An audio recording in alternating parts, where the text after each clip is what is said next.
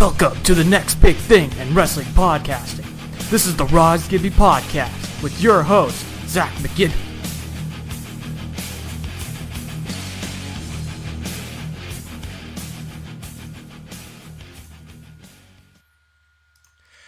Welcome, everybody. Thank you for tuning into the Raw Post Show. I'm your host, Zach McGibby. Again, thank you for tuning in. This is the debut episode of Raw's Gibby Post Show on WrestlingShock.com. Definitely go check that site out. They've got some columns up there, starting to get some columns up there. I'm going to have a column up there very soon. Very exciting. And also, just check out my video on there if you have any questions, all that. For Friday Night Talk Down coming up this week, you can put it down in the comments at Wrestling Shock, where my video is. And you can also check out the video here and leave a like, all that. So, going to go over Raw today. I have two guests with me. First guest is... Oliver Norgrove. Thank you all for listening, and thank you, Zach, for having me back again. Yeah, no problem, man. Glad to have you back. And also our second guest for the show is here, Mr. Justin Baird. Introduce yourself, Justin. Yeah, how's everybody doing? My name is Justin Baird. Go follow me on Twitter at TheTrueJSB and YouTube at Juggernaut097. Absolutely. Definitely go check out that stuff out after you go check out WrestlingShock.com. And we'll just get started right away with our Raw review. First segment of the show for Monday Night Raw. We had Stephanie McMahon coming out, essentially gloating Brie Bella about her win. Then we had Nikki Bella and Brie Bella come out and argue in front of the ring. First, Oliver, what are your opinions on this segment to start off the show? To be honest with you, I don't like to come on the show and be negative, but to be honest, Stephanie McMahon did well. She's very experienced, especially opening up Raw. She's done it many times. Nikki Bella, however, I don't think she's ever opened up Raw before, and I just don't like her on the microphone at all. I think she tried her best, and I think we all understood the reason why she turned on her sister. But to me, she isn't solid on the mic at all, and I think that segment, as it got progressively worse. I don't think it started too badly, but with Nikki, I just think as soon as she started talking, the segment just drifted off, and to me, it wasn't too good. What about you and Justin? Well, I'll listen to Justin's opinion first, and then I'll say mine. Well, I don't really have an opinion on this because I wasn't here during it, so I can't really say too much about that show in terms of the beginning segment.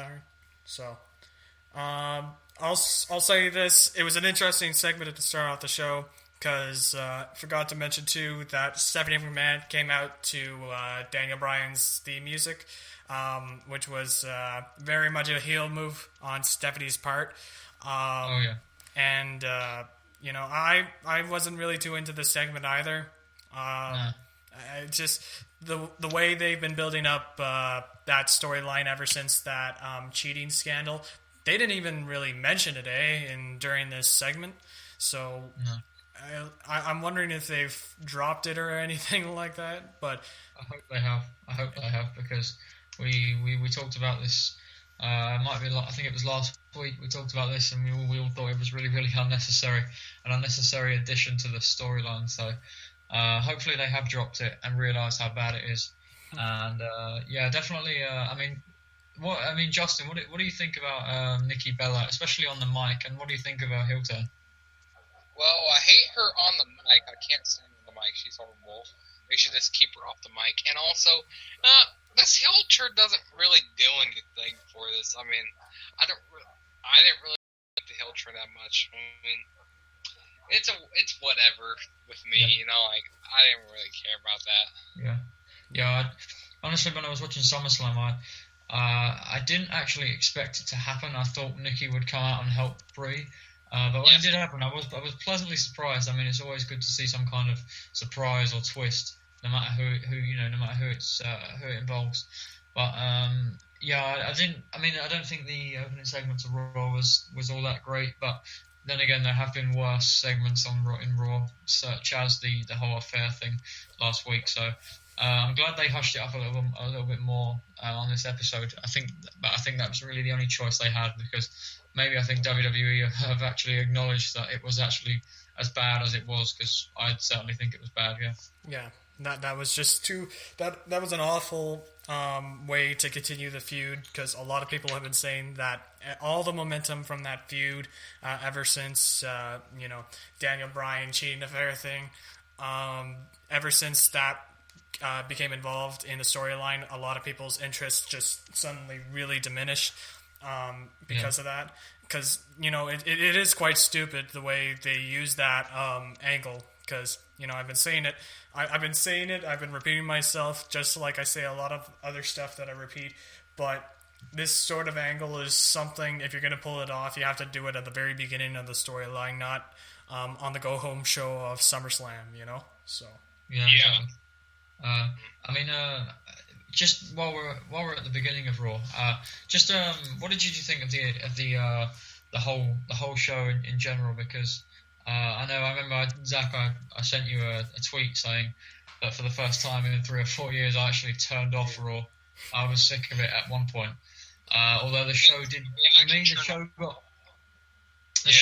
for me, the show got progressively better. But I turned it off when it was absolutely at its worst. So maybe I shouldn't have turned it off. But for me, I didn't think it was a fantastic Raw. I didn't think it was a really bad Raw. But I think for me, it got better as it went along. I don't know if you two agree. Yeah, I kind of have to agree. After this, it kind of got better because, I actually turned it on, when I heard a whole bunch of people tweeting about a whole bunch of stuff. Okay, I guess I'll try it again. And so I turned it back on, and I actually got interested in it. It actually get more interesting. Yeah. I thought the show, it was a good start, but then the middle part really, really dragged. And then it started to end off pretty strong. But, you need to get those viewers to consistently watch during that middle part. So that middle part was just Yeah, and having it filled by Sheamus and Ryback isn't exactly the best way to go about doing that. Let's be honest now. I mean, Ryback got a big chance though. It was actually the tag team match that was actually the point at which I turned it off. It was 2 hours into the show, and I was just at the point I was so bored. I mean, it wasn't awful. It wasn't an awful episode. It was just a boring episode for some reason. It just didn't seem to me that anything really important was happening. So I have to say, during that match, that was the point at which I turned it off. But I caught up with it earlier on today, so I managed to finish the entire show. And I definitely was probably wrong to turn it off. Yeah, definitely. Yeah, and one thing how do you like having the network in the corner, like on this TV screen? How I like that they have it there now. I don't mind that. Network. Yeah, me neither. I don't mind that. I actually kind of like that, but they flipped it around because I was so confused. I was because the USA logo was in the inner corner and the WWE Network was in the opposite corner. That's kind of weird, and they changed the set kind of it shows the WWE Network logo on the stage now. Yeah. It's pretty interesting. Some of these changes, the new theme song, although it's kind of a bit of a remix from the old theme song. But it had a cool looking look. It wasn't mind-bogglingly amazing changes, but it was solid changes going around with this new logo, which I personally kind of like that new logo. It's kind of futuristic and modern at the same time. I kind of like it. The logo isn't too bad. I think it suits the. I mean, they stuck it on the microphones. I prefer the new mics now. I think the new mics look pretty good. The new ring aprons and stuff like that. Obviously, and it's on the stage as well. I don't think it looks too good on the stage, but there are certain things it does look good on. For example, the website, the network, the mics, the ring apron. I don't think it looks very good on the stage, and I don't think it looks very good on the belt. But we'll get into that a little bit later. That was my Raw overall. Although I can't remember the next segment after the opening segment. The next segment was, by the way, before we move on to the next segment, if you have any opinions on the Raw last night, tweet them to me at RozGibby. See your tweets on the sidebar of the video, see your tweets, and possibly all of us could answer it. So, but anyways, moving on to the next segment. Next segment was, I believe there was a backstage promo. It was, let me just see here, going through my notes.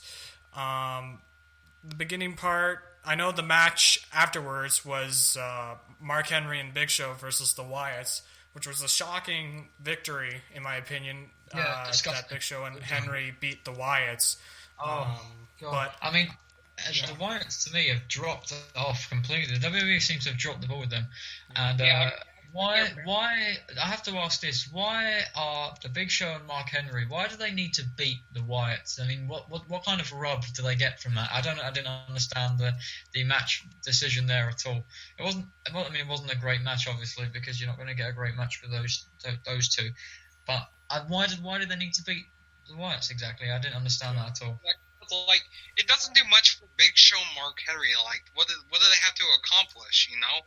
Like, the Wyatts, they could be tag team champions right now, but no, I don't know why they didn't put the belts on the Wyatt family. Like, I'm a huge fan of Luke Harper and Eric Rowan, but I'm a bigger fan of Eric Rowan. Like, they should have won the championships at Battleground last month in July, which I don't know why they didn't. Mm-hmm. Like, and also when you after Battleground, they went downhill from there. That's all I have to say about that. And Justin, when you consider the fact that the Usos weren't even weren't even really on the SummerSlam card, so WWE didn't have a very good alternative for them, even if they did keep the belts. So really, that just to me points out that why did the Wyatts not win the belt if WWE weren't planning to continue anything with the Usos? To me, that didn't make sense at all. So yeah, I agree. Yeah, I thought maybe they were going to set up Wyatt's Usos rematch at SummerSlam and then have the Wyatts beat Usos at SummerSlam. But we didn't get that match. Instead, we got that RVDC Cesaro match during the pre-show, which was surprising to me because it was completely unnecessary. And Cesaro won, obviously. Or, sorry, no, Rob Van Dam won. Rob Van Dam beat Cesaro, and that was stupid. It should have been Rob Van Dam versus, like, Sheamus for the U.S. title. Like, I mean, Cesaro's been on a downward spiral ever since, like... Ever since, like, a long time. For a long time. That he's just been going downhill for a while. But he did pick up the win this night, though. But we'll get into that later. Any final thoughts on the Harper, Rowan, Henry Show tag team match? It was really boring. And you could also tell, one of the things I have to get into, by the way, in this video is throughout the whole night, it applies to every segment for me, apart from the main event. The crowd were awful. I mean, did you hear the crowd? Was there a crowd there last night? I think it was an empty... At times, I genuinely thought it was an empty arena. It was awful. The crowds in Las Vegas are really, really bad. And when they're chanting, "We want Ryback," you know they're a bunch of idiots. I mean, come on. Yeah. Oh, I love Ryback. The crowd is terrible. Oh, man. Did you hear the crowd? No, I didn't hear anything from the crowd. There wasn't any crowd anywhere. I muted the TV. You didn't even need to mute the TV. They didn't even have a crowd there last night. And the thing is, when you have a bad crowd, you have to suffer through the commentary, which is awful. The commentary is terrible. And when you have a loud crowd, you at least is drowned out somewhat. But the crowd was silent throughout. I'd rather not have commentary on Monday Night Raw. That'd be so much better because I don't like Jared King Lawler, I don't like Michael Cole, and I don't like JBL on commentary. I hate all three of them. They don't. Who does? They're terrible. Yeah. I'd rather have like someone else on commentary. I don't care. Like, put someone else on commentary. Yeah. I don't care what they do. Put the guys from main event on there. That'd be a much better Raw. Yeah.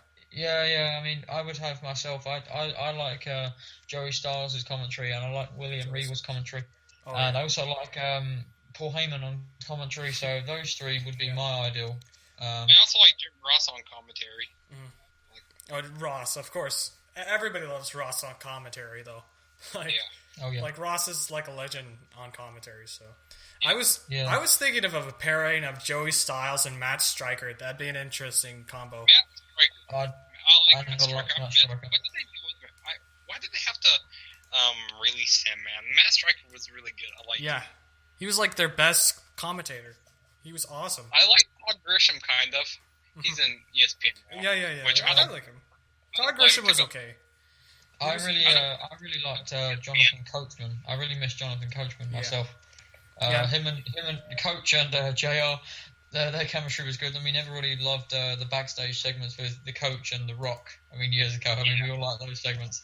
So I miss Coach, and I'd have him in commentary any day. And JBO and Jerry Lawler making their 9.99 jokes last night, as if they're actually going to appeal to anybody. Oh my God, that was awful. Do you know what it's like listening to those two?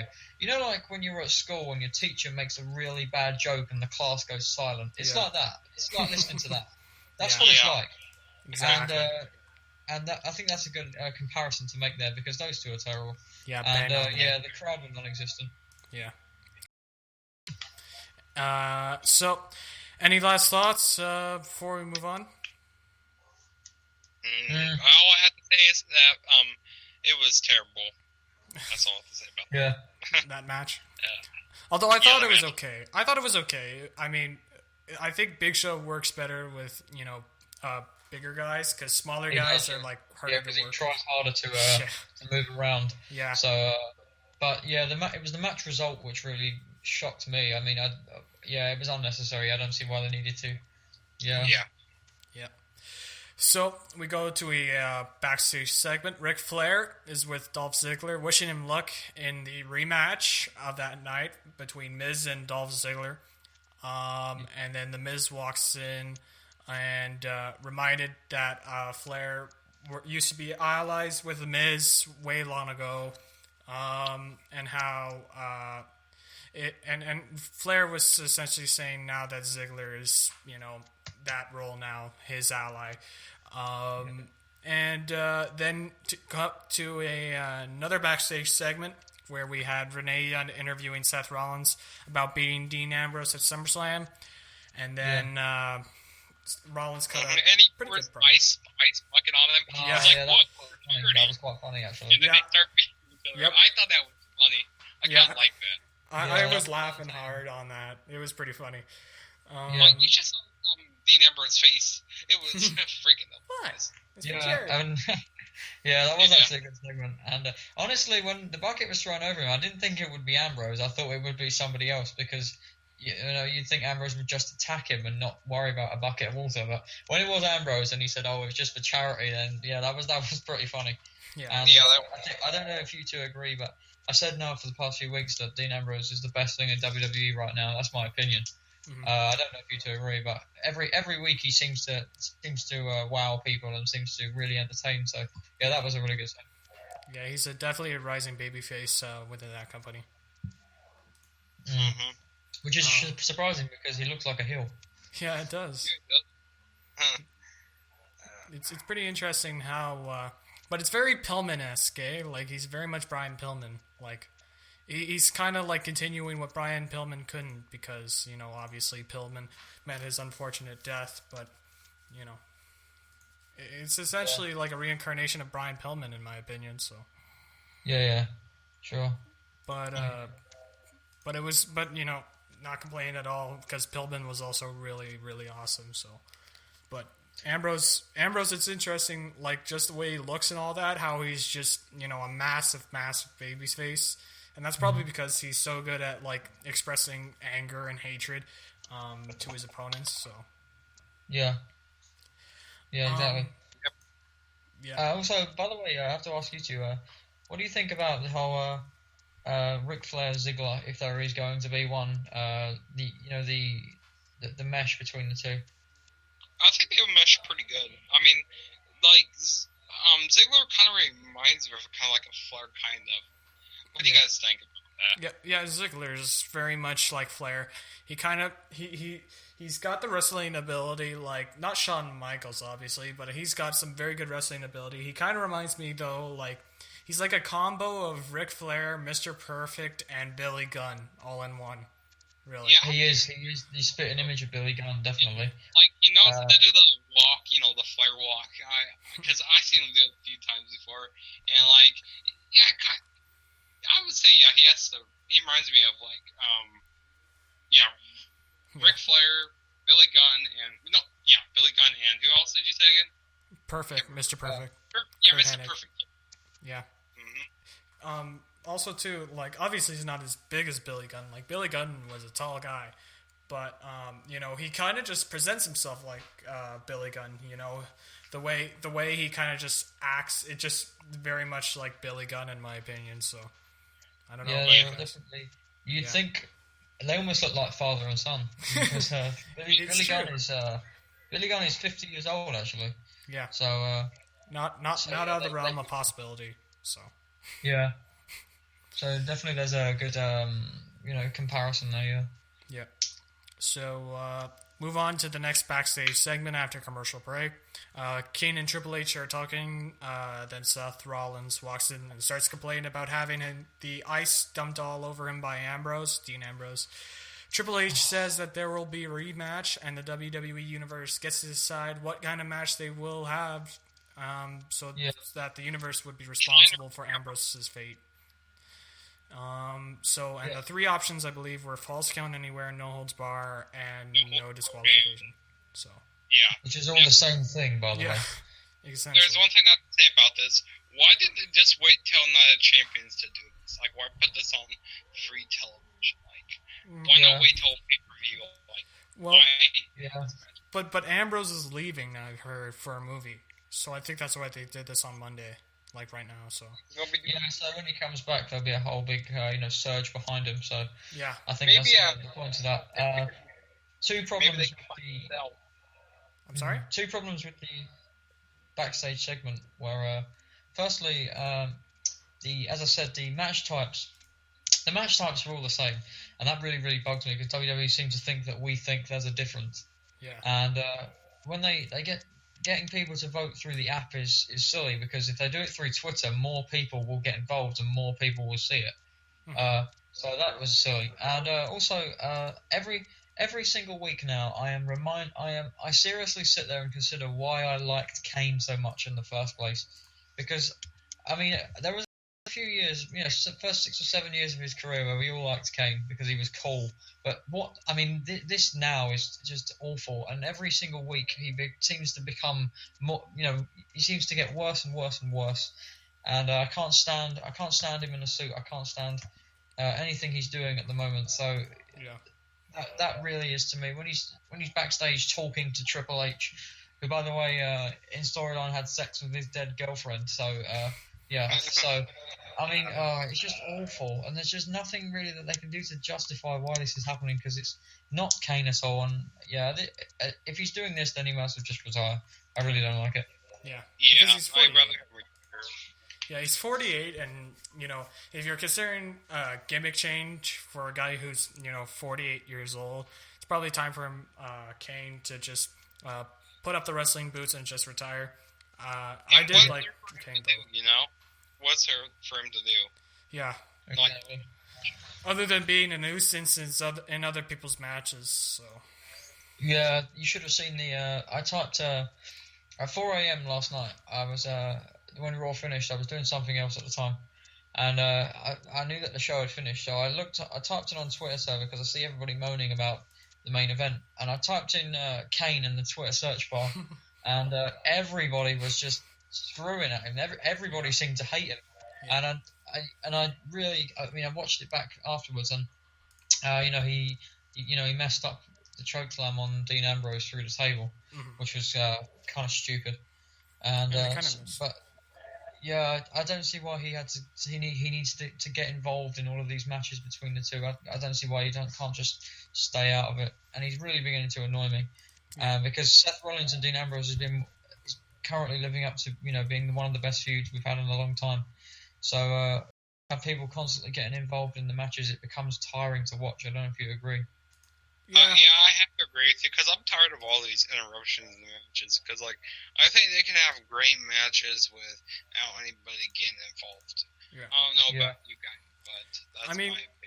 I mean, obviously, the heel has to get involved at times, but it's so constant now in WWE that it's just getting plain annoying because you're kind of just expecting it now. You can't really get a clean finish now in WWE in the main event, because Yeah. there's always interference from the Authority, and Well, the thing is, I want them to get rid of the Authority. I'm tired of the Authority. I hope they get done with that.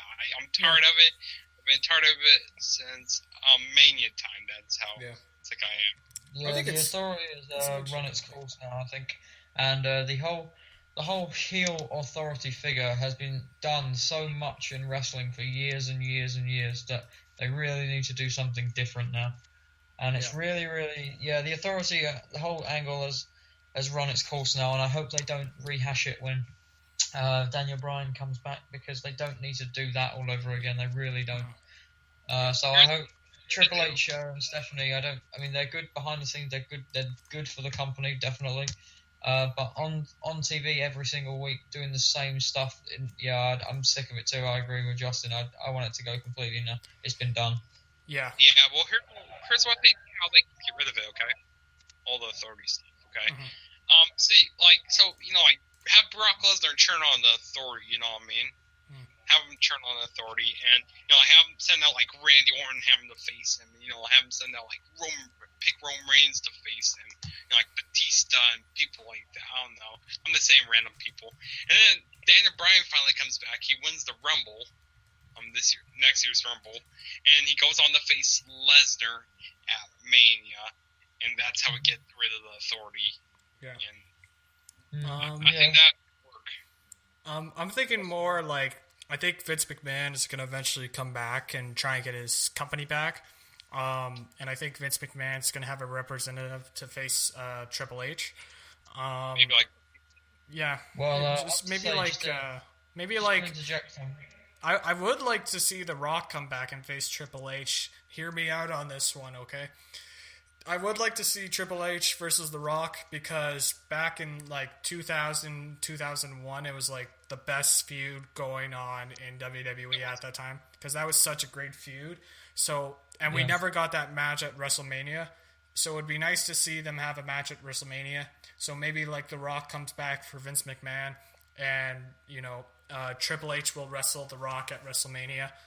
I think that would be a good match to see, because in my opinion, it's one of the greatest, it's one of the greatest feuds of all time, in my opinion, the Triple H Rock feud. Obviously not up there with Austin, McMahon or all that, but it's definitely a lot better than some of the feuds going on in WWE right now. So.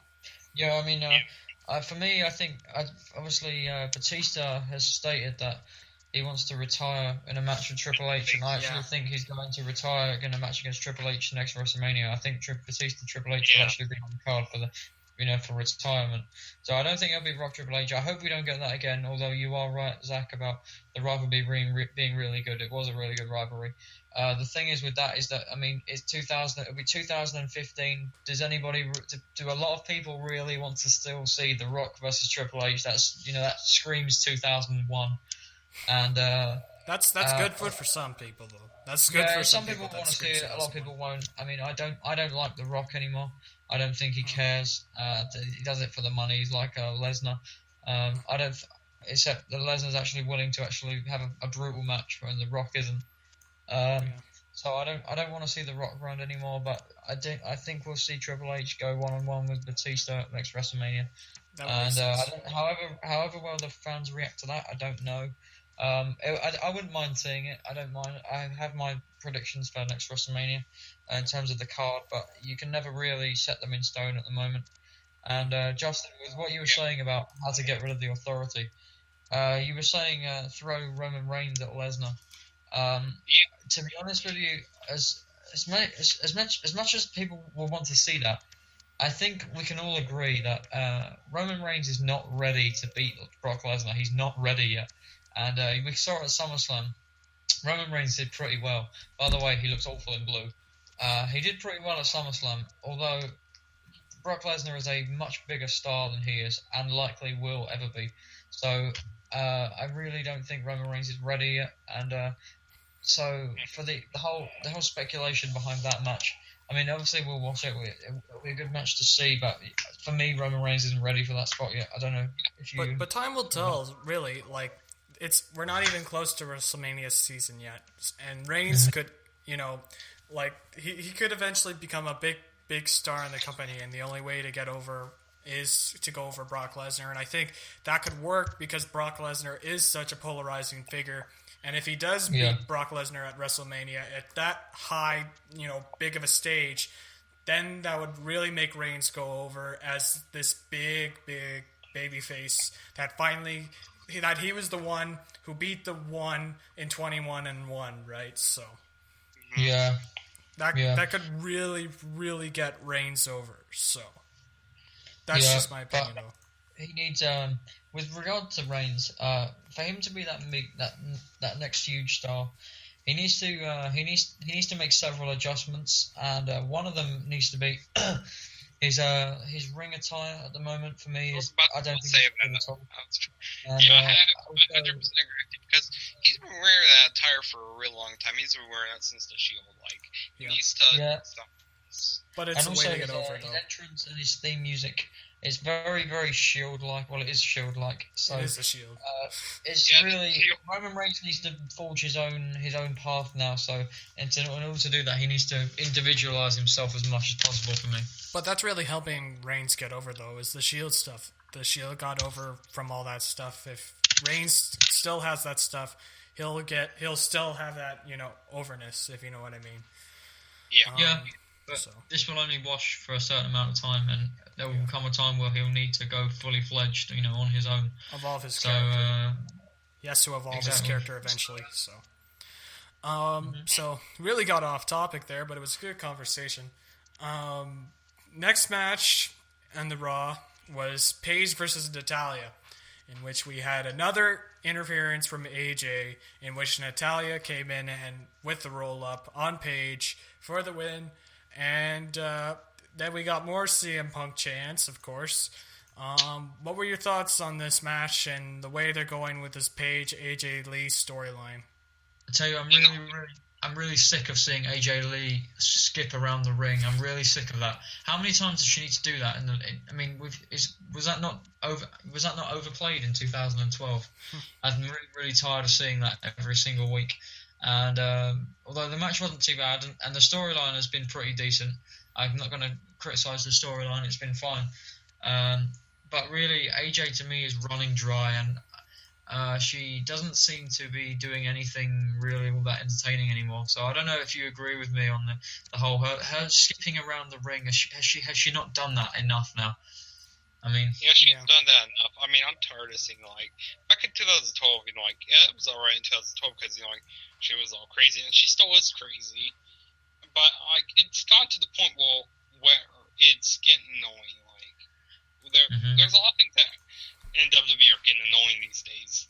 I mean, I don't know if you can me on that, but I mean, I was surprised that AJ came out and did that because she's done that a whole bunch of times, so I wasn't really surprised. And we also saw Paige doing it as well. Paige is now doing the whole skipping thing, as if we haven't seen it enough. I mean, I can understand a bit of mocking because that's a very traditional thing to do. I don't like seeing Paige do that because I'm a huge Paige fan. Because I'm a huge Paige mark ever since I loved her in NXT, but that's not the point about that. Yeah. Zach, what do you think of Paige and AJ? This feud, is all these interferences during this feud. There's been so many interferences from both Paige and AJ that it's just kind of getting borderline ridiculous for me. I can see why people are getting bored of AJ skipping all the time, but I find it's still getting over with the crowd, so I think they're just going to continue with it. But Paige skipping is also getting over with the crowd too, so that's it's probably not going to stop for a while, in my opinion. So yeah, I'm getting bored of it myself, but I understand what you mean. WWE are very, very, and it doesn't really help their divas. They're very, very inconsistent with the level of effort and time they put into their divas, and it really, really doesn't, it doesn't help the performers and it doesn't help storylines. So, one week they'll have something really, really good for us to see between Paige and AJ. And the next week it will be the same old thing, and it's really that kind of inconsistency really bugs me. Especially, and it's usually more often than not done with the Divas. And this storyline isn't bad. I don't mind seeing another match. I think Night Champions will be the last between the two, and I'm glad that Paige won the title because she's new and AJ, as I said, run dry now. So yeah, I don't mind seeing one more match, but after that, I think WWE should drop it. Okay. Yeah. So we'll move on then from that match. We go on to the championship reveal of the new title belt, which is essentially the same title belt with the new logo on it. Personally, yes. I think it looks pretty good. Now that I see it live, I thought, it was better. When I first saw it in the screenshots, I didn't think it was that great. But honestly, though, I don't really care about these title belts and how they look, to be honest. If it's really, really bad, the title belt design, then obviously I'm going to make note of it. But, this title belt is just the same. It's just the old title belt with new modifications with the WWE logo. So I didn't really find too much to complain about. So what are your thoughts of the new title belt? Justin?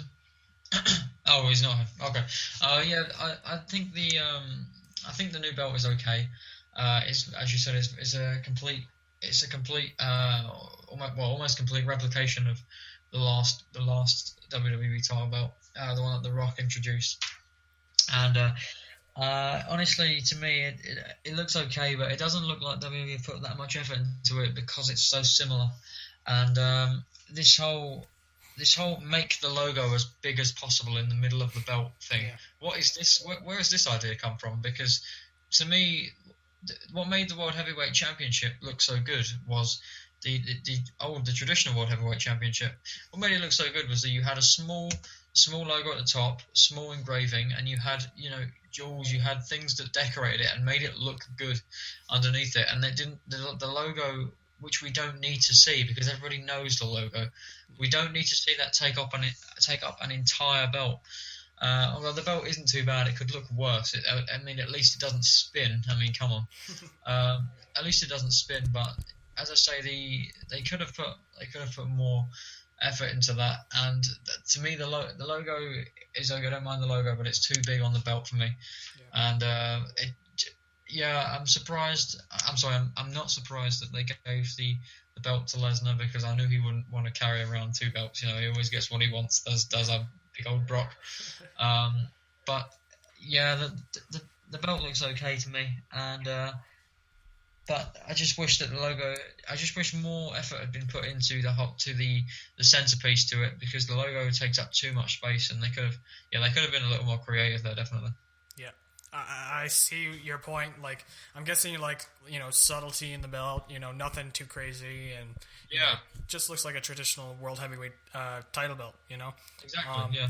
But this is I think we're still technically in the PG era, and with kids watching, I think kids like something big and bold, and so if their logo is like plastered, like, let's be honest, the WWE title kind of looks like a toy. To be honest. Yes, it does. So it really can get the kids buying the title belts,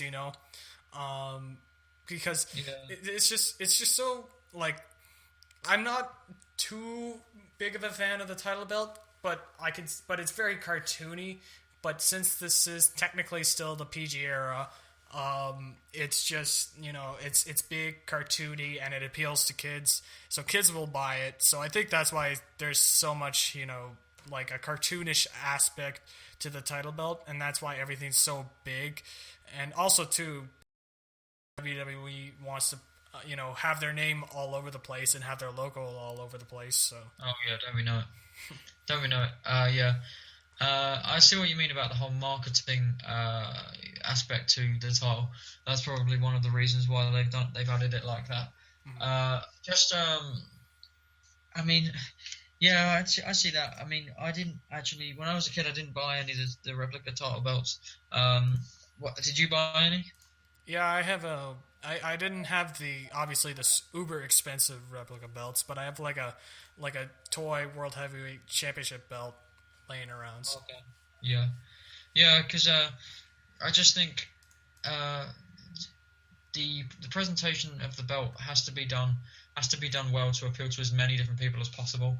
And while the current one does appeal to the younger viewers because it's bold and it makes the point that it needs to, does it appeal to enough people? And also you could question, does it need to? People have also suggested that over the last over recent years, belts have become less and less meaningful, which is in a way true. Yeah. So really, I think that the belt will be fine for what it will be. I can see WWE changing the belts from here on out more often, just for marketing purposes and to sell replica ones. Just like when sports teams will bring out new kits every year now, just to get fans to keep buying more merchandise, to keep buying more. And WWE, I think, will do the same with their belts. So honestly, the WWE title belt for now looks okay, but there are other belts which need attention. The United States title belt is hideous, in my opinion.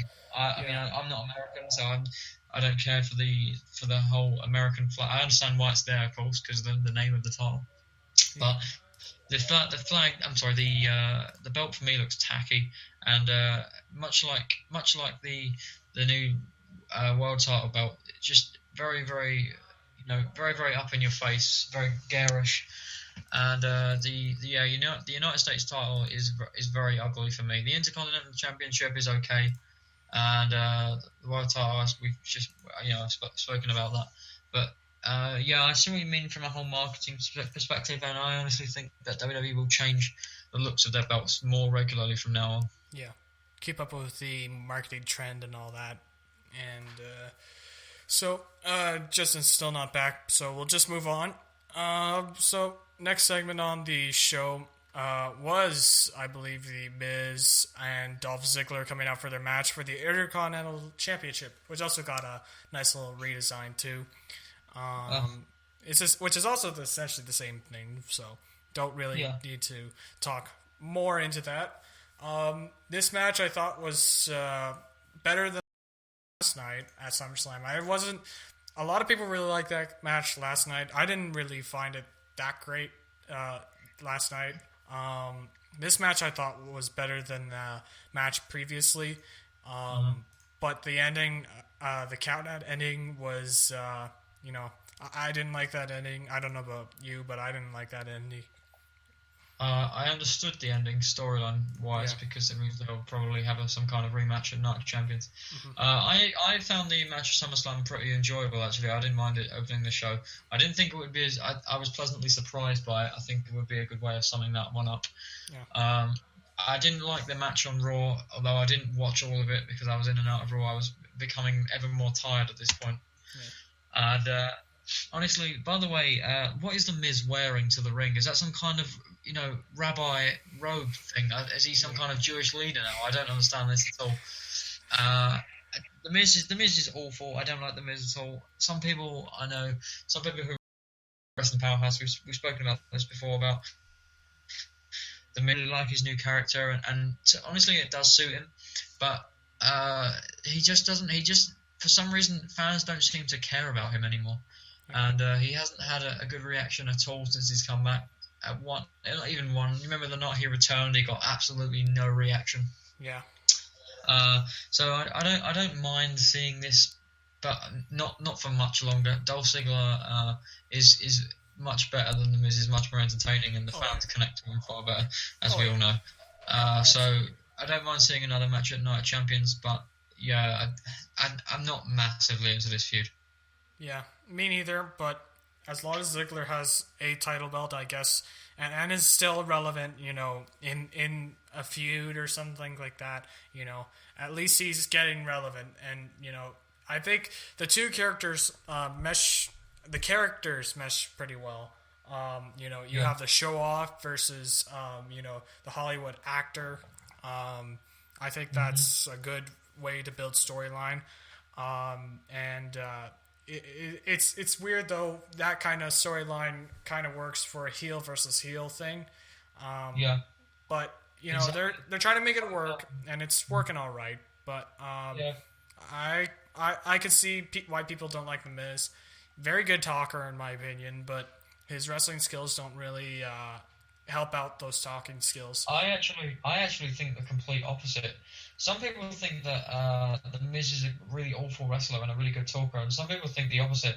I don't think Miz is good on the mic at all. I think he gets flustered, and I think he gets mixed up. And when he doesn't get the reaction he wants, he tends to tends to repeat himself and tends to get a little bit sidetracked. And I actually think he's a better wrestler than people give him credit for. I think he's fairly good. I think he's pretty good in the ring. I haven't got a problem with him as a wrestler. I don't like his promos. I never have liked his promos. And but that's fine. I mean, if you think opposite, then that's your opinion. I think his talking skills are good. I'm not hating on his wrestling or anything like that, but it's more the fact that the talking skills that he has are better than his wrestling skills, but that doesn't mean his wrestling skills are all that bad either. No. It's just they're not, in my opinion, up to the par of his speaking ability, because Miz is an okay wrestler, and I always thought of him as an okay wrestler. Obviously not amazing, but he's not going to give you the 5-star match, but he's not going to be in the main event at all, in my opinion. I think he's done for the main event. I think he's mid-card for life, in my opinion. I actually think this is going to be his last run in WWE before he goes. Yeah. Before he either goes into Hollywood, is released, or quits, or has his contract mutually terminated. Yeah. I think the Miz will now, after Night of Champions, I think he'll float back into the WWE friend zone, which is the mid card. I like to call it the friend zone, and where WWE basically they'll just leave him alone, and they'll take away everything that makes that formed his new character. And I just think the Miz will really, from here on out, become irrelevant again. And this, in my opinion, will be his last run. And you don't like to see somebody go out and not have a job. You don't like to see that. But definitely, I think this is now pretty much it for him. Yeah. Yeah. Now or never for Miz. But this now or never for Miz is just gonna cement him in the mid card, in my opinion. He'll just be challenging for the U.S. or Intercontinental title belts, in my opinion. If not, going to the tag team division, because he has some experience there. But, our opinion on The Miz. So we had Miz winning via countout, but he didn't win the title belt because of the rules of the title, in which the title can't change by disqualification or countout. So therefore, Miz isn't the new champion. So it was. I can understand the finish now that you mentioned it. But I thought maybe they could have more of a cheap finish. I don't know why, but just a finish that could satisfy. Because I didn't think Ziggler didn't really look all that strong when he won. Oh, hey, how are you doing? So we were just talking about the Ziggler Miz match. What are your thoughts? I don't really like it. I don't like how the match ended. Yeah. I hate how it ended by, wasn't it a disqualification or a count out? Count out. Yeah, I didn't like how that ended. Yeah. So, I guess we'll just move on now to the backstage segment with Renee now interviewing Jack Swagger about his loss to SummerSlam, or at SummerSlam to Rusev. Swagger says he failed America, but what makes America great is that we unite when things get tough. And he says he's not going to give up, and he heads to the ring for his match with Cesaro again. And without Zeb Coulter probably selling the injury from Rusev. So then we go into the match between Swagger and Cesaro, in which Cesaro surprisingly won the match, pinfall, clean, and all that. What are your thoughts on that? And the fact that you say surprisingly just highlights the fact that he's dropped so far. Yep. I didn't particularly care for the match too much. It was a good match, don't get me wrong, they're both good. But what made that for me was Bo Dallas after the match. I thought Bo Dallas was quite funny after that. When he was telling Jack Swagger, pointing out the fact that he'd let everybody down a couple of times, and telling him that, if everything will be fine as long as Bo leaves. And I just think Bo Dallas is one of the best things going. I think he's funny. A lot of people criticize him on Twitter, saying that his wrestling style is pretty boring. He isn't a very good wrestler. He's okay. He's a man. But his character, it appeals because he's funny. And when you're funny in wrestling, you've always got a place on the card because you're entertaining people, and that's what it is at the end of the day. So that's what I feel about Bray Wyatt. Because I don't think he's all that great of a wrestler, to be honest, either. Because if he has the right opponent in the ring, he can be, good wrestler. Obviously, you saw that with the Daniel Bryan Bray Wyatt match at Royal Rumble. But even with Jericho, he wasn't that great. Because I didn't think that Jericho Wyatt match was all that good, in my opinion. I didn't like the rivalry very much, actually. Yeah. I liked that at the beginning because, dude, this rivalry is going to be awesome. But like I said last week, it just wasn't very good. I don't know. The rivalry. Hopefully SummerSlam was their last match. I don't think it was. I think Night of Champions was their last match. You think Night of Champions? I think it's their last match, to be honest. I think Bray Wyatt's done with Jericho. Because what else could they pull out of that storyline? They were running out of ideas, in this maybe they can storyline. enter Jericho and he can go back on tour with Fonzie. Yeah. God. So I'm glad the feud's over though. I'm glad it's over. Yeah, me too. Yeah. Me too. I think maybe Jericho could maybe go back to try and challenge Ziggler if he's still around in the next couple of months, which I highly doubt. But if he's still around, maybe he could try and go for that 10th Intercontinental Championship. What are your thoughts on that? Well, one thing I have to say is he's scheduled to be at Night of Champions, so yeah, there. I really enjoyed the match at SummerSlam, the main event. Did you two? The match at main event, I didn't see it. Oh, hold on. I'm sorry. Were you talking about Brock Lesnar? No, we were talking about Jericho. I'm sorry. Brock Lesnar. My bad. It's all right. Jericho's match at SummerSlam was okay. It wasn't great. It wasn't poor. Yeah. But I'm glad the feud's over because it just felt very, very fillerish. It felt like a Kane feud, and honestly, WWE, like I said earlier, have really dropped the ball on the Wyatt family, and that's been really, really kind of sad to see because they split the Shield up. So you'd think with splitting the Shield up, they would put more emphasis on a group, and they haven't done that at all. They've just let the Wyatts sort of, float into some kind of purgatory that they're in now, and it's been really, really disappointing to see. And I'm surprised that the Wyatts don't have the tag team titles, and slightly annoyed by that because they deserve them. And I really, really think that WWE have dropped the ball on the Wyatt family, and like I said, it's definitely disappointing to see. Yeah. Your thoughts, Justin? Yeah, I have to agree with him on that because I didn't really like the match all too great. I mean, it was all right, but it wasn't too special. Yeah. So we'll move on from that. Cesaro winning, Bo Dallas after the match, and we go on to Oliver's favorite match, the Randy Orton and Ryback versus Sheamus, RVD, and Roman Reigns match. Oh my God, that was horrible. I fell asleep during this match. I turned the entire program off during this match. So I think both of us suffered the same fate. And it wasn't even the quality of the match that made me turn it off. I just looked from one side of the ring to the other. I see Rob Van Dam, who I don't care about anymore.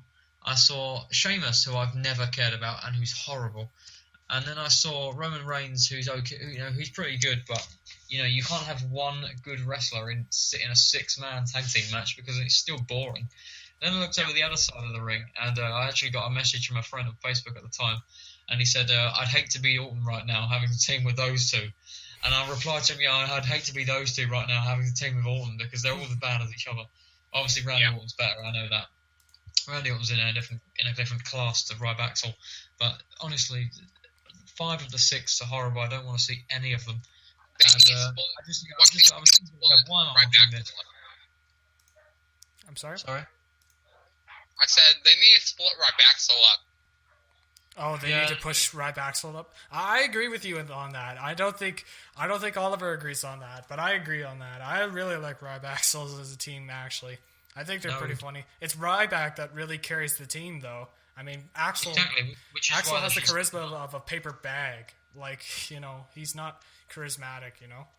Yeah, I think they should. I think they should split up Ryback only because the crowd seemed to feel sorry for Ryback. The crowd wanted to get behind him again, and it wasn't. If you remember, it wasn't Ryback's fault that his momentum dropped. It was the writers for turning him heel. It was a terrible decision. It wasn't Ryback's fault that he's now where he is, which is why I feel sorry for him. I don't mind seeing another little Ryback push. I wasn't a big fan of his, but there's nothing wrong with somebody new and young coming up. There's nothing wrong with that. So I hope they do split them up. And obviously Curtis Axel has no future in WWE. He was being terrible. I mean, somebody's bad, but not even Paul Heyman can help them. That's really the rule here. And my expectations for him when he came in, back in 2013, when Triple H, I didn't like that he beat Triple H right at the beginning when he came in. Yeah, same here. I didn't really like how he just. It wasn't clean though, so it was okay. But they were really, really behind Axel being pushed. But the problem with Axel, as I said, he has the charisma of a paper bag. But his wrestling ability is pretty good, and that's why I think he's just hanging around there and able to, hold himself in the card. But his charisma is just so lacking, and he doesn't have Mr. Perfect, his father's charisma, but he does have a bit of his wrestling ability. So that's why he's essentially still in the same part of the card. So yeah, I honestly. This back to the match though. I mean, I didn't watch all of the match. Obviously, I turned Raw off, and then I felt a little bit disgusted with myself that I turned it off. But was the match good? Did it end good or not? It ended with Rob Van Dam hitting the 5-star frog splash on Curtis Axel for the pin and the win. Okay, so that's good. Curtis Axel took the pinfall. Yeah, not Ryback or Reigns, or Orton. And Rob Van Dam's look gets more and more outdated every single week. Yeah. Agree with you on that. So, Ryback got that crowd support though, but that was probably because he was in Vegas, and that's where he's billed from. Yeah, that's where he's from, I think. So that's understandable. But honestly, I think Ryback anyway is the more popular of the two. I think he's definitely the most popular of the two. Yeah. I mean, being more popular than Curtis Axel is hardly something to write home about. Yeah, exactly. But regardless, and I think to me that is the reason why they should be broken up as a team, and Curtis Axel should be released. I think Curtis Axel can easily be replaced on the roster by somebody like Tyler Breeze or Sami Zayn. Tyson. Even Tyson Kidd would be a good replacement. Yeah. Because I don't mind Tyson Kidd, he's okay. Yeah. But Axel brings nothing. Ryback, I think, has something about him, so I'd keep him. Yeah, I agree with you on that. So, but Ryback's very good at playing with the crowd. Even during those Goldberg chants, he's kind of playing up to that crowd. So that's why I really like Ryback. I liked Ryback even when he debuted. I liked Ryback because even when he was able to get over. Part of the Nexus. I'm sorry. Even when he was part of the Nexus. Well, as Skip Sheffield. No. Yeah, that wasn't Ryback. That was Skip Sheffield. Yep. What a dude. But much better repackaging for Ryback. But thing is, what made him popular to me was the fact that he was an enigma. People didn't really know what he was about, and he had an intrigue about him. People wanted him to see him destroy everybody until that moment when he got to the WWE title and lost every single time he tried to compete for it, which is what really, really ruined him. So I think what WWE really ruined him wasn't the heel turn. I thought it was his loss to Mark Henry at WrestleMania. To me, solidified that they lost confidence in Ryback. Well, no, because he turned heel after that. I know. But I still that solidified. He was in a harder place. Yeah, That's when it went down. Place in the card after that, though. So I know. I still feel though that if he won at WrestleMania, he would have had a bit more momentum in the heel turn. Mm-hmm. But if he won it, if he beat Mark Henry, like maybe there wouldn't even be a heel turn, you know? So yeah, because he would have some momentum of beating, the big 400-pound guy. So, and he would get that momentum back. But they made him lose again, which was stupid. And the heel turn obviously was really, really bad idea because he was still massively over with the feed me more chance and all that. So, yeah. And his match with Cena sucked. I hated that. I thought it was okay, but it was just he lost again. His match was okay, but he lost again. So, but that's not the point. The point is that he always loses. Yeah. What came after the match on Raw? It was a draw. This was the match that came after the Orton match. Was the Usos versus the Dust Brothers, Stardust and Goldust. Gold Star. Yeah, Gold Star. Is that what they're calling them? Yeah, they're called Gold Star. Yeah, I actually don't mind it. I don't mind Stardust. A lot of people hate Stardust. I don't mind it. It's okay. So I think Cody Rhodes and Goldust deserve the titles one more time before hopefully they feud. Yeah. And I think the Usos will be beaten by them at Night of Champions. That's my prediction. So I'm hoping that does happen. And I do like the Usos. There's nothing wrong with them. I just think we need new tag team champions now. And I think Gold Star, while I would prefer it if it was the Wyatts, I think Gold Star will win them until the point comes where they both have to feud with each other, which I'm looking forward to. So, yeah. Yeah, same with me. Yeah, me too. And this match, the Usos actually lost to Stardust and Goldust. Goldust came up with the win, for the pinfall win, which was pretty surprising to see. Because they will be getting pushed. Hopefully they start. Hopefully they get a match at Night of Champions. Yeah. I think they will probably. You know what they could do a few years ago? Here's what they could do. Okay, so when this guy you could said this, but I think they might do this. Maybe they could do a gauntlet match with the Usos. Have them face a whole bunch of teams. Until they lose. Maybe 3 teams. Yeah, that could be interesting, but I don't think they'll do that because there's not really a bunch of teams that really stand out in the division. Obviously, there's Usos, there's Big Show and Henry, but Bully Ray's gonna be coming. Bully Ray. Well, we'll discuss that on Friday Night Talk Down. That Bully Ray situation, but. I don't think he's going to come back to WWE. I don't think WWE will bring him back, to be honest. No, he's too old. He's 41. Now. He's 41. Yeah. So. Yeah, I don't like him at all. And his character doesn't fit WWE's, motto. So. Yeah. I don't think we'll see Bully Ray back at WWE. I think Bully Ray's done, to be honest, actually. I think he's just going to go back to his wrestling academy, Team 3D Academy, so. So we had, obviously, Gold Star winning. I'm guessing this Cosmic Key that they've been building up is the tag team titles. Hopefully. It better be. It can't be something stupid like the reveal of the Raw GM, so. Unless it's, if it isn't, it would be stupid. Yeah. I'm hoping it is. I mean, what could it possibly be that would be, what else could the Cosmic Key be, exactly? The Miz's new robe. I don't think it could be anything else.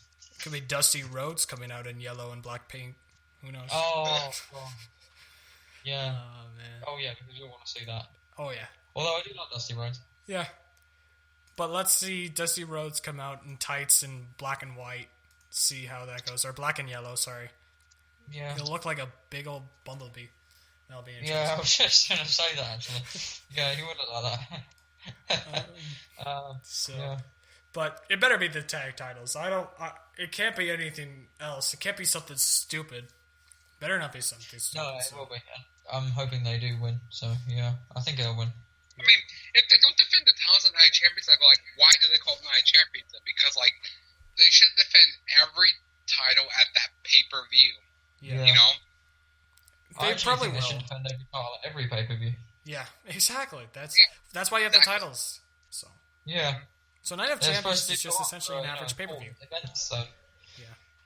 And Night of Champions is just essentially an average pay-per-view. So yeah, it's just with this new gimmick that all the titles must be defended. Well, you got to defend them at every pay-per-view. Because that's just a bunch of crap that you don't have the tag titles and the U.S. title defended on your show.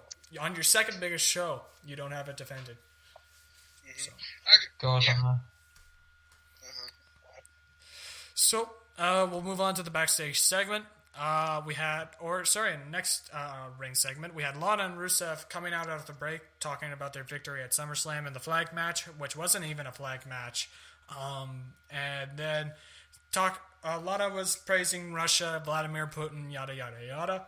Then Mark Henry came out, which was very awesome to me because a Mark Henry, Alexander Rusev match would be very interesting to me. And Henry is such an underrated mic worker. I know. He really worked the crowd. He was awesome in this. And he's always been good on the mic, actually. Yes. I think he's always been great on the mic. So. That last year when he did that retirement speech. Yes, I loved that. That was so good.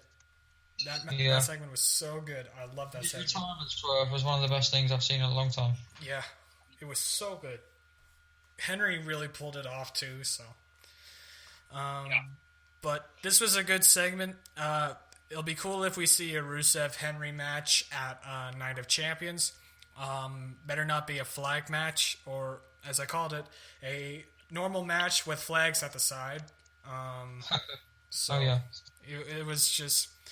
I'm very excited to see this. Henry was awesome in this, telling Lana that he wasn't talking to her, he was talking to Rusev. That was awesome.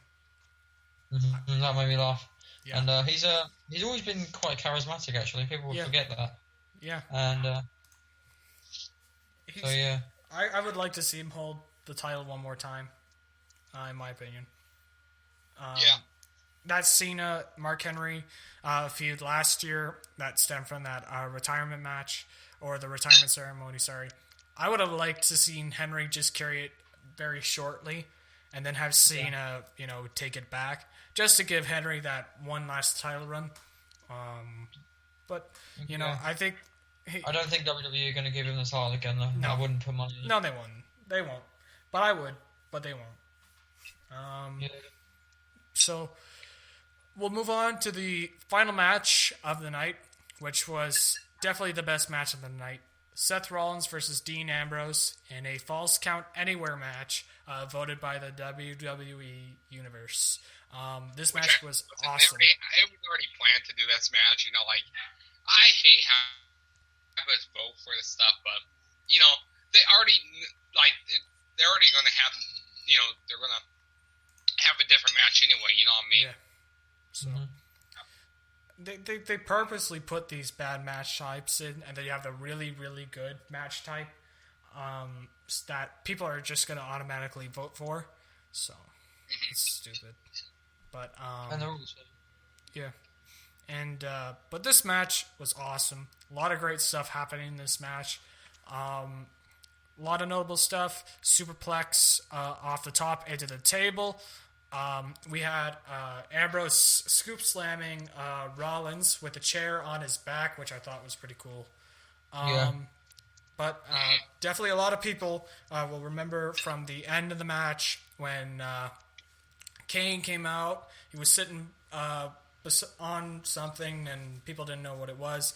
Then he pulled it away, and it was cinder blocks. Yep. And it was then... that Ambrose was placed on the cinder blocks, and Rollins pulled off the curb stomp on the cinder blocks, Ambrose's head, and essentially leaving Ambrose unconscious. What were your thoughts on this match? Did the match have to end that way? Yeah. No. It it was a really, really good match. It was by far and away the highlight of the entire show. Oh, yeah. Nothing but by far and away. The show. I mean, shows should peak in the main event. They often don't, but they should peak in the main event, and this one definitely did. Although, like I said earlier, there was absolutely no need for Kane to keep consistently getting involved in these matches. There's no need for it at all, and it's really annoying to see. Of Kane getting involved every single Dean Ambrose versus Seth Rollins match or whatever. Like I just, it's getting annoying. It's getting really yeah, annoying. it's getting annoying. Yeah, because it happens so it's often. annoying because Kane has he just has nothing to do with Ambrose and Rollins, and he has nothing to do with the storyline in general. He doesn't need to be Triple H's little slave every week, and it doesn't suit him. The suit doesn't suit him. Yeah. And nothing about what he's been doing in 2014 has suited him, and it's really, really starting to annoy me, and I don't like it anymore. And honestly, I think this whole corporate Kane saga is actually eventually, I think it's actually going to damage his legacy a little bit, because I think a lot of people will go off of him. Yeah. I think that's a possibility that could happen. His legacy being damaged because of the way they've been using him at the end. But yeah, I guess that could happen. But I'm thinking of a superstar that had a little bit of a bad run at the end, but still made it into the Hall of Fame. So his legacy wasn't really tarnished. I'm trying to think, because I think there is one guy. But probably somebody. Well, Booker T. Yeah, Booker T. Definitely. So I don't think it will be too bad. So I think people will forget about it once, because Kane is going to go into the Hall of Fame in my opinion. He's going to go into the Hall of Fame when he retires. Eddie Guerrero didn't end too well. Yeah. No. Ooh. Yeah. R.I.P. It is one of my personal favourites, though. So I was upset thing. Benoit, obviously. Recipe also. So this ending was probably stemming because Ambrose is going to be going to leave to film a movie soon. So this is probably just an injury angle that they're doing. So what are your thoughts of Ambrose going to be off television for a while? Yeah. He's obviously going to do some filming. I don't know how long he's going to be away. My guess is probably about 3 months. But honestly, when he does come back in a few months' time, if it is that amount of time, would it be good for him to be considered a Royal Rumble candidate? Because I think it would. I'd like to see Dean Ambrose win the Royal Rumble. That would be great for me. I think he could. Because I'm a big fan of Dean Ambrose. Yeah. And I don't think he will. I think that would be Reigns or Bryan.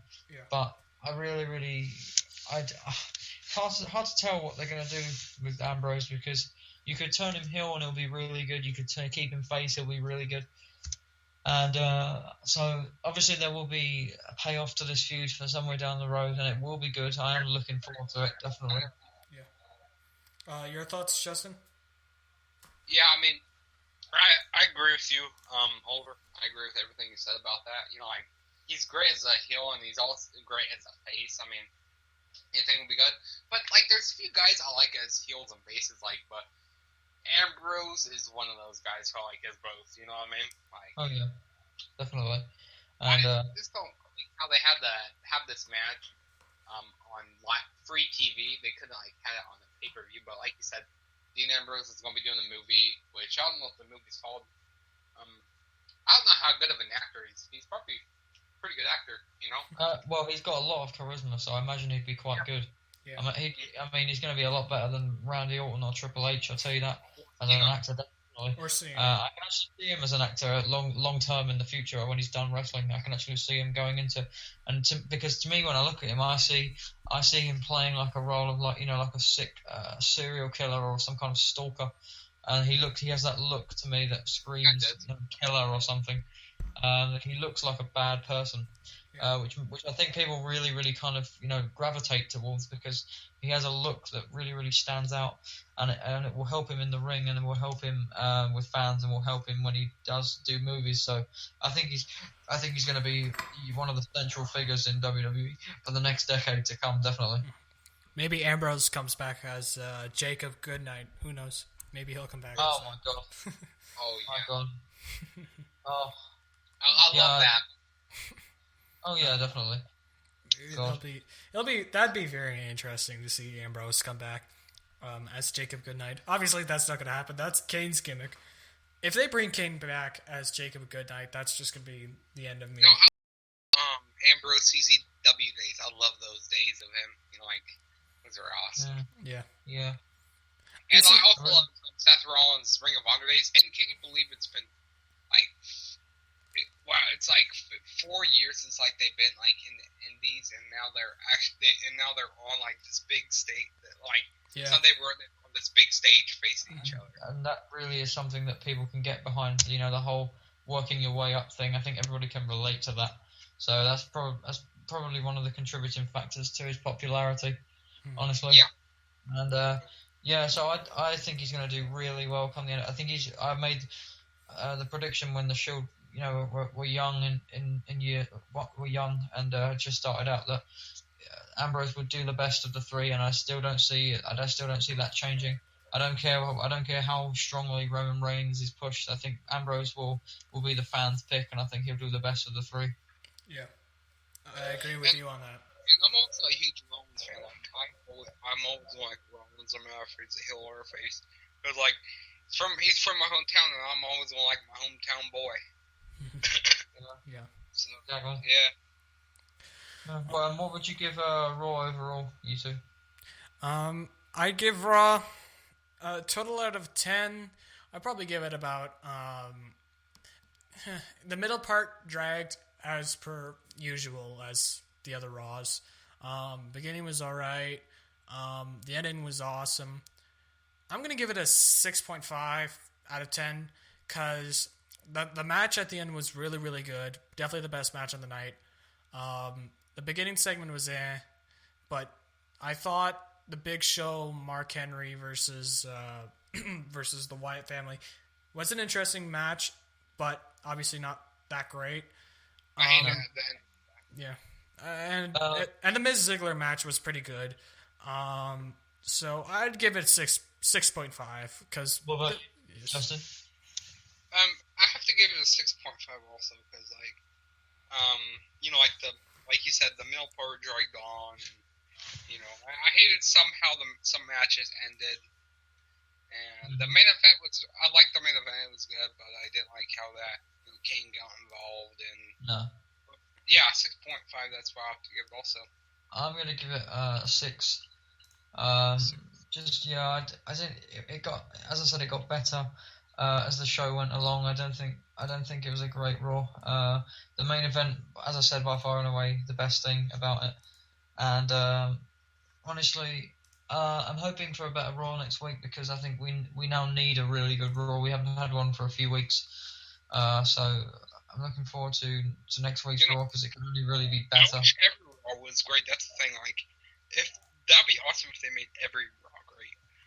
Oh yeah, but it's only great depending on who you like. So that's the thing.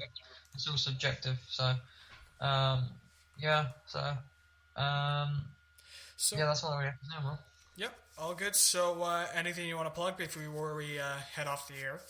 Because you could go follow me on Twitter at Oliver NORGROVE and visit the Pro Wrestling Powerhouse Facebook page and make sure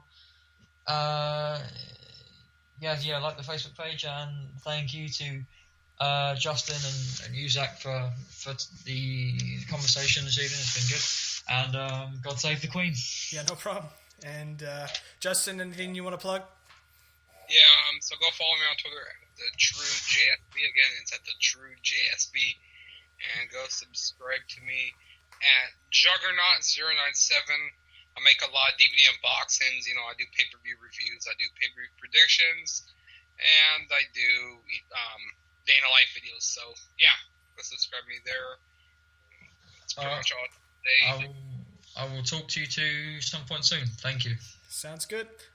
Thank you for tuning in. This episode debuted on the WrestlingShock.com website. Definitely go check out that site.